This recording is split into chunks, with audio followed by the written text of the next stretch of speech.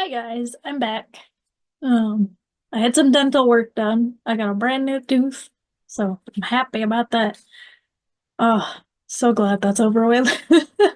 Hopefully I won't need any more teeth for several years. Um,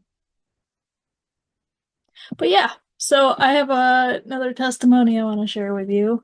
And this one happened, um, I want to say 2017, but it might have been 2018. And I shared it actually Sunday morning. And I was thinking, I should probably do a video about that. Um, so I started drinking when I was 13, and off and on I just drank beer. It wasn't too big of a deal. Never got like blasted drunk or anything. Um, but when I that changed, that changed when I went into the Marine Corps, which is pretty common. You have the outliers that are pretty straight edge, but if you're in the barracks, you're probably drinking a whole lot. And that's how I was. So that unfortunately started me into alcoholism. Bleh. And drank the whole 4 years, got out, was broke, so I didn't drink actually for a year. And I wish I would have just not picked it back up, but I did. Um, there was always that sort of urging that I need a drink, I need a drink. Um, Even when I couldn't even afford it, I was like, I really crave it. Oh, there's somebody here. Okay. I don't know if you guys heard that or not, but my dog barked. Someone was at the door. Um, Shoot. Where was I? I know. But yeah, anyways, back in I would say 2013, I guess, is when I picked back up drinking. And then I never stopped after that. Uh, got really bad. Got so I was drinking um I don't I don't know what they're called. Like I can see the 270 milliliter on the vodka bottle. Yeah, one of those a day at least. But there was more. I would drink anything, basically, rum, whiskey, whatever.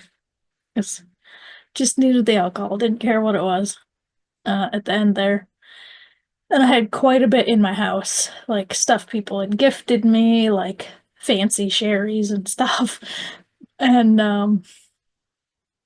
it was really beginning to affect my daily functioning.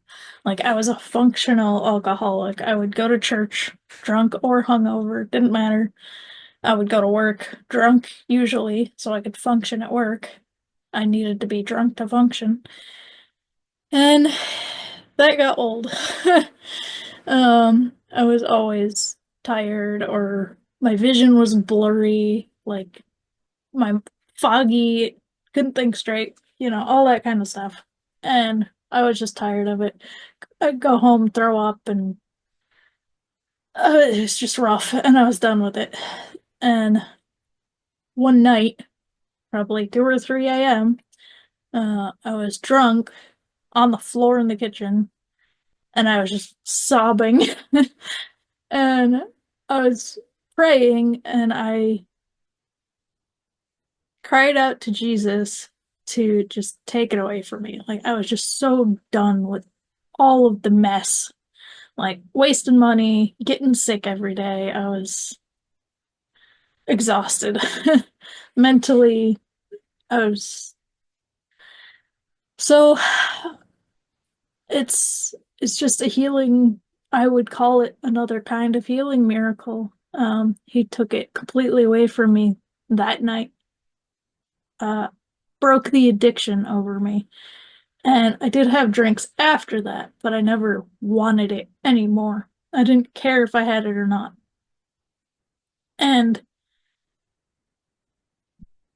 that sort of the breaking of a habit of an addiction like that was kind of a turning point in my thinking because I didn't know that something like that was possible. I just figured that an addiction was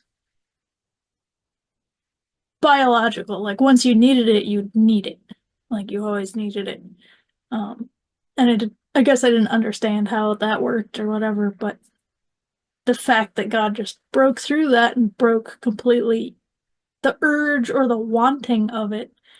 Yeah, I figured God could help me stop drinking. Just, I don't know, slowly wean me off it or whatever, which he can, of course. But I didn't realize that he could just knock it out all in one sitting. So that was really amazing for me to see. And I remember waking up that next morning. Well, that night, I was, it hadn't fully broken off of me during the night, but I was dumping all the bottles down the sink, like pouring all the alcohol out. And I can't tell you how many hundreds of dollars I dumped down the sink that night. But so that morning I woke up and I felt better that morning. Like I wasn't hungover at all, and I should have been. And I wasn't sick to my stomach. There was no headache. There was no dizziness. I got up and I let the dogs out. I just felt good. The best I had felt in years. And I remember standing in my back door, watching the dogs mess around in the backyard, like, I am free. I didn't want to cry in this one. um, it was just one of the best feelings I've ever experienced. It's just knowing in that moment that I was free and that I wouldn't ever have to deal with that ever again. And I've tested it over the years. I've like gotten a beer or can't say a bottle. I don't think I've bought a bottle of wine and since that happened, but like maybe those little like airport bottles and taking a sip and it's just nasty. I don't want anything to do with it. Gross. And I used to love it. Like I was one of the weirdos that was like, oh yeah, I like the taste of alcohol. No, nope, not anymore. Thank God, literally. So